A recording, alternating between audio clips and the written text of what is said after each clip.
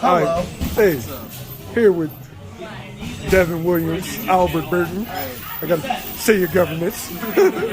Go ahead and say I told you so. We told you so. Ciryl Gane, Jon Jones. What made y'all think Ciryl Gane actually had a chance? He beat his marquee wins against Bam Bam and Derek Lewis. 2 heavyweights, a lot of power, good experience, dogs, very entertaining. Skill level though? Skill level. You beat 2 guys without that much skill, and then they put you up against one of the greatest technicians, arguably top 5 technician ever, and people are surprised that it went that way. But people were looking at it as Cyryl's a natural heavyweight, Jon is not. If you can't wrestle, you think he could be a lightweight. I'm gonna keep it a beat. Khabib would have did that to him. I promise you. Watch Khabib wrestle Daniel Cormier. Watch it. Khabib could have did that too. It wasn't surprising. We had a bet on the fight, and before it started, we already started sparking up all the good stuff. We had the cigars rolling. We already knew what happened. We knew that parlay cashed in. You know what I'm saying? So, I mean, it's always been in all combat sports. It's a big skill discrepancy between everyone else in heavyweights. Yeah. Arguably, boxing is a little bit closer in terms of skill. It's just more the athletic ability and footwork that kind of changes. But I mean, MMA is still super, super young.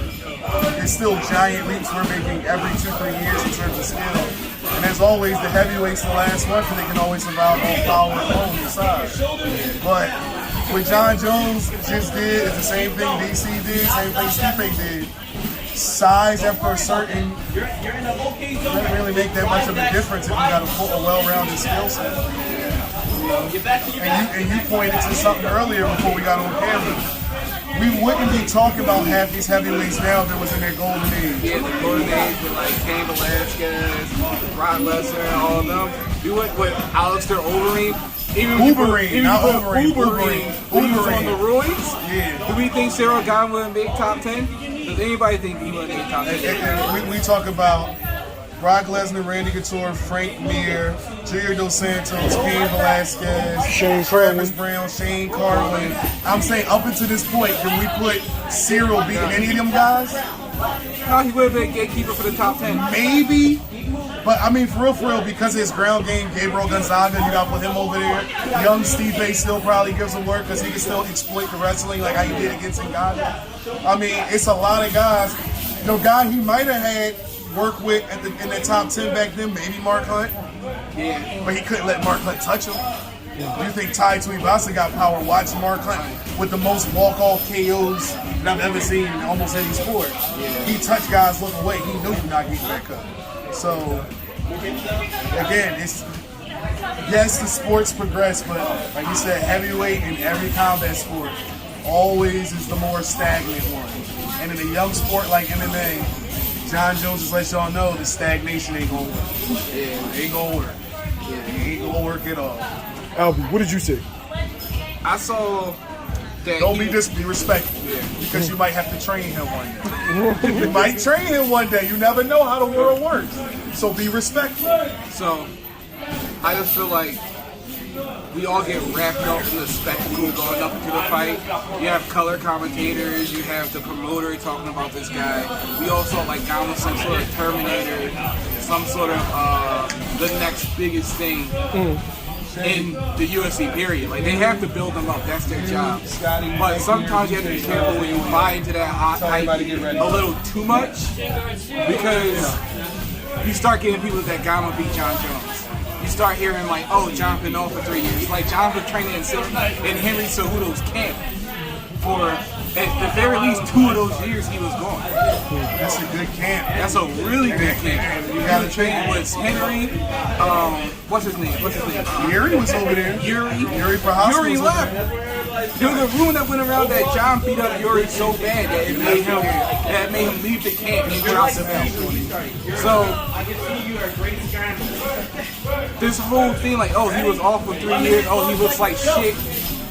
Because he had a little bubble. We gonna say it how it is. It was the same thing when Alexander Usyk went up. Y'all thought because power was gonna be the great equalizer, and if you can't hit what you can't touch, and if you ain't got the skills to touch him, then you ain't gonna hit him. We sitting here thinking it's gonna be a coin flip. The probability is still gonna be the same. It's still 80 to 20. You're going to probably lose him if you can't touch him, especially with guys like Jon, because you look at defense, he rarely gets hurt. He has good defense. He's a very cautious fighter. And once you realize how good he is as a wrestler, a lot of guys stop throwing as much on him. It's hard to keep throwing on the guy when you know the second he changes levels, you could be in trouble, and he not gonna let you back up. So again, we got to get rid of this notion just because they're better, they're bigger, that they have a chance. That's gonna make it better. You get a puncher's chance, but a puncher's chance still you gotta land the punch. And Usyk still whooping y'all ass, just like how Jon gonna be whooping their asses. Who's the real heavyweight champion? Right now, you would still have to say Ngannou. Nobody beat him. I think Jones beat Ngannou. Like, I'm not saying Jon doesn't beat Ngannou. Cut that. But I'm not saying Jon doesn't beat Ngannou. He smashes Ngannou. We already did an interview about it. I think it's going to be the same amount of difficulty, to be honest with you.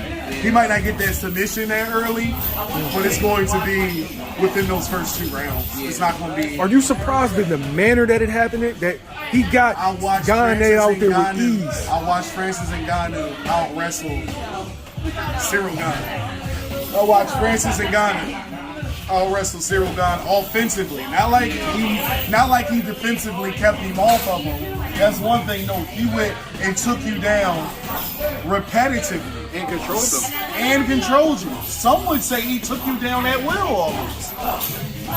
Look at his pedigree, and then look at Jon Jones, who's one of the most successful wrestlers ever in MMA. Again, the only thing that was going to be is, can he take the bigger man down? The bigger man can't wrestle while he's down.